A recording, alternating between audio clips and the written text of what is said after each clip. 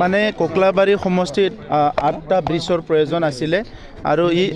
এই ব্ৰিজৰ ভিতৰত কিছুমান হাফদান আগৰ চৰকাৰৰ সময়ত আধৰুৱা কৰি পেলাই থৈ গৈছিলে আৰু সেই স্কিমখিনি কেনসেল কৰাতে অলপ টাইম লাগিল আৰু এতিয়া আমি সেই 8খন ব্ৰিজ প্ৰায় সকলো ব্ৰিজ লৈ পেলাই 23 কোটি মান টকা হয় 8খন ব্ৰিজ নিৰ্মাণ কৰিবলৈ আমি এই বছৰ সেংচন কৰিব পাৰিছো গতিকে কোকলাবাৰীৰ যিখিনি ব্ৰিজৰ সমস্যা এই সমস্যাৰ স্থায়ী সমাধান হ'ব আৰু এইখিনি কাম কৰিবলৈ মই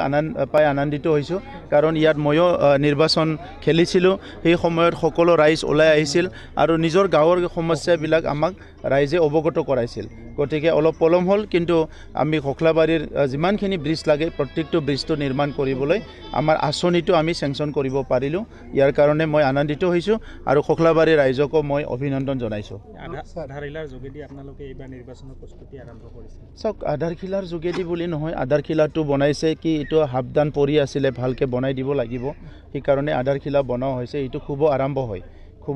খুব আৰম্ভণি এটা কৰি দিব লাগে এটো আৰম্ভ কৰা হৈছে আৰু ৰাইজক জনাব লাগে তেখেতে সকলে ইলেকশ্যনৰ আহা সময়ত আমাক যিবিলাক কথা কয় যেতিয়া কামটো কৰিব পাৰো আমাৰো আনন্দ লাগে আৰু তেতিয়া ৰাইজৰ লগত আমি অলপ ভাৱ বিনিময় কৰা বা কামটো হল বুলি ক'বলৈ আহো তেতিয়াই এই আধাৰশিলাৰ কামটো হয়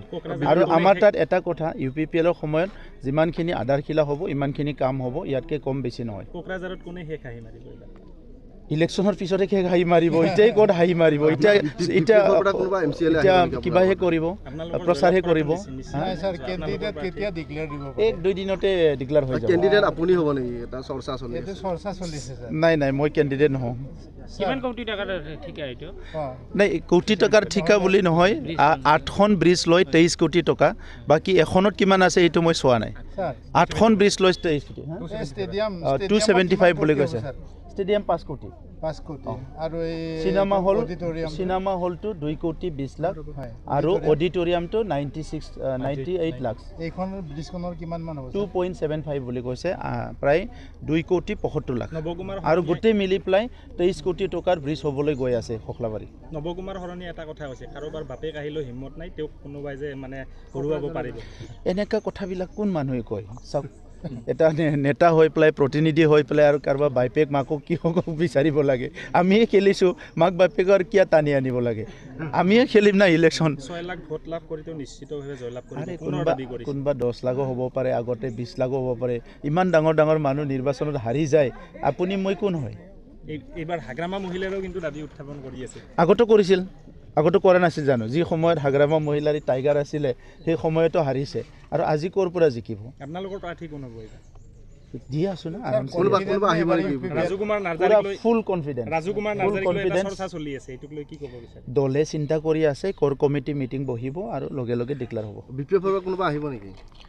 বিপিএফৰ সদায় আহি আছে হিচাপ নাই মানে কেনেকৈ মনত ৰাখিম আহি আছে ইয়াৰ ভিতৰত মই উল্লেখনীয় ক'ব পৰাটো হ'ল বিএছইউৰ কেন্দ্ৰীয় নেতৃবৃন্দ প্ৰায় সকলো আহি গ'ল আমাৰ দলত সো হিটো এটা ডাঙৰ মেছেজ আৰু বহুত ডিস্ট্ৰিক্টে বিএছইউৰ বা তেনেকুৱা বিপিএফৰ আহিবলৈ বহুত লাইন ধৰি আছে গতিকে আপোনালোকে যেতিয়া জয়েন হ'ব কৈ থাকিম আৰু আগতে নকওঁ নৱকুমাৰ হৰণীয়ে আৰু এটা কথা কৈছে যে বিপিএফক আপোনালোকে প্ৰেছাৰাইজ কৰিছে মানে কমজোৰি প্ৰাৰ্থী দিয়াৰ কাৰণে এনেকুৱা কিবা ভিতৰ চৰত কিবা চলিছে তেখেতসকলৰ এইবিলাক কথা চিন্তা কৰিবলৈ সময় আছে আমাৰ নাই বিপিএফ আমাৰ অপজিশ্যন টিম হয় তেখেতসকলক আমি কেনেকৈ প্ৰেছাৰাইজ কৰিম কোন পাৰ্টি দিয়ে কোন পাৰ্টি নিদিয়ে আমাৰ প্ৰয়োজনো নাই আমি নিজৰটোহে ভাবিম বিটিআৰ অঞ্চলৰ ৰাইজক লৈ আমাৰ ডাঙৰ এটা এজেণ্ডা আছে এই অঞ্চলত শান্তি স্থাপন কৰা স্থায়ীভাৱে সকলোকে নিৰাপত্তা প্ৰদান কৰা সমন্বয় কৰা এতিয়া শিক্ষাৰ নতুন জাগৰণ আৰম্ভ হৈছে অৰ্থনৈতিক জাগৰণ আৰম্ভ হৈছে সো এইখিনি সময়ত কোনবা বিপিএফে কি ভাবে কোনে কি ভাবে ইয়াৰ ওপৰতো বহুত বেছি চিন্তা কৰিবলৈ মইতো নিবিচাৰো এটলিষ্ট সকলো দলে প্ৰাৰ্থী ঘোষণা কৰিলে কিন্তু এতিয়াও আপোনালোকে সকলো কৰা নাই বহুতে কৰিব বাকি আছে আমিতো আৰু প্ৰাৰ্থী